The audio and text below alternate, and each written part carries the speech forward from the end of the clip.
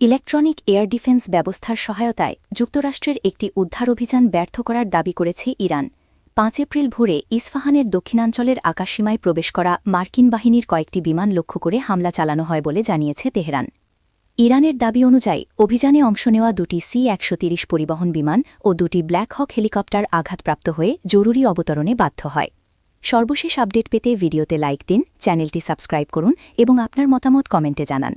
তাদের ভাষ্য অনুযায়ী পরবর্তীতে মার্কিন বাহিনী নিজেরাই ক্ষতিগ্রস্ত বিমান ও সরঞ্জামে বোমা হামলা চালিয়ে সেগুলো ধ্বংস করে, যাতে ঘটনার প্রকৃত চিত্র আড়াল করা যায়। ইরান আরও হুঁশিয়ারি দিয়ে বলেছে, ভবিষ্যতে যে কোনো ধরনের অনুপ্রবেশ বা সামরিক অভিযান কঠোরভাবে প্রতিহত করা হবে। ইরানের সামরিক কর্মকর্তারা দাবি করেছেন, এই অভিযানে তারা নতুন ধরনের ইলেকট্রনিক ওয়ারফেয়ার সিস্টেম এবং উন্নত আকাশ প্রতিরক্ষা প্রযুক্তি ব্যবহার করেছে, যার মাধ্যমে শত্রুপক্ষের বিমানকে লক্ষ্য করে সফলভাবে আঘাত হানা সম্ভব হয়েছে।